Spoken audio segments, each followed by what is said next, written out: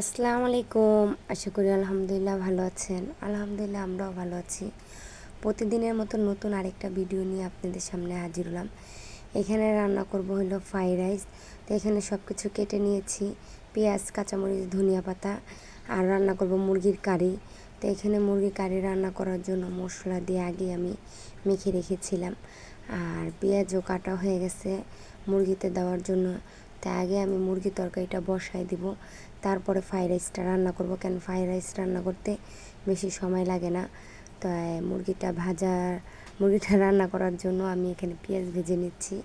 তাই বলে ফেলছি মুরগি ভাজা, তাই ভুল হয়ে গেছে। তাই এখানে এখন মুরগিটা আমি দিয়ে দিব। মুরগিটা দেওয়ার পর যেমন আমি আবার একটু নেড়ে নিলাম, একটু কিছুক্ষণ কষিয়ে তারপরে আমি এখানে কাঁচামরিচ আর টমেটোটা দিয়ে দিব। যেহেতু এটা সব কিছু আগেই দেওয়া হয়ে গেছে, তাই এই দুইটা দিলে আমার পরিমাণ মতো অল্প একটু পানি দিয়ে আমি বসিয়ে দেব। তারপর আমি ফ্রাইড রাইসটা রান্না করব। তাই এখানে ক্যাপসিকাম ছিল না, তার জন্য টমেটোটা আমি এভাবে কেটে দিয়েছি। আর ফ্রাইড রাইস রান্না করার জন্য সব কিছু রেডি করে নিয়েছি। এখানে বরবটিটা আমি লম্বা করে কেটে নিয়েছি। আর গাজরটা একটু মিহি করে কাটা হয়েছিল, তো নুডলসের জন্য কেটেছিলাম, তো ওইখান থেকে দিয়ে দিলাম। যেহেতু আগে থেকে জানতাম না যে ফ্রাইড রাইস রান্না করব, তাই হঠাৎ করে বাচ্চারা বলেছে, তার জন্যই। তো অল্প কিছু চাল ছিল, সেটা দিয়ে রান্নাটা করছি। তাই এখানে পেঁয়াজ আর বরবটিটা একটু ভাজা হলে আমি গাজরটা দিয়ে দিব। যেহেতু গাজরটা অনেক চিকন করে কাটা, তারপরে যে গাজর সহ দিয়ে আমি এখন পোলাওর চালটা দিয়ে একটু ভেজে নিলাম।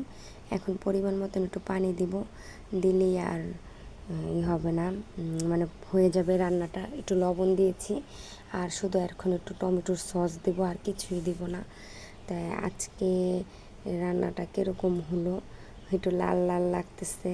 তাই কীরকম হলো অবশ্যই আপনারা জানাবেন কমেন্ট করে। আর আয়োজনটা কীরকম। আর আমি এই সসটা ব্যবহার করি সব সময়, এই সসটাই দিলাম। একটু হলুদ হলুদ লাগতেছে, কিন্তু এখানে কিন্তু আমি হলুদ দিই নাই, হয়তো ক্যামেরায় আসছে এরকম। তাই এই যে চাল কিন্তু সাদাই, তো একটু টমেটোর সস দিচ্ছি, শুধু একটু লালচে লালচে হবে এই। তো এখানে তো ফ্রাইড রাইসটা আমার বসানো হয়েই গেছে। আর এখানে মুরগির তরকারিটা আরও কিছুক্ষণ হবে, তারপরে আমি নামিয়ে নেব। আর ফ্রাইড রাইসও প্রায় হয়ে আসছে। আর এটা কক মুরগি রান্না করছি, এই জন্য যেমন একটু বড় বড় করেছি, যেহেতু কক মুরগি তার জন্যে। তাই আর কিছুক্ষণ রান্না করার পরে মুরগি তরকারিটা আমি হয়ে গেলে নামিয়ে নেব। আর এখানে কিন্তু আমার ফ্রাইড রাইসটা হয়ে গেছে। তাই ফ্রাইড রাইসটা হয়ে যাওয়ার কারণে চুলা বন্ধ করে দিয়েছি, আর আপনাদের একটু দেখিয়ে দিলাম যে রান্নাটা কমপ্লিট হয়ে গেছে। তাই এখন এখানে মুরগি তরকারিটাও হয়ে গেছে। আর বেশি বড় করব না ভিডিওটা, এমনিতে অনেক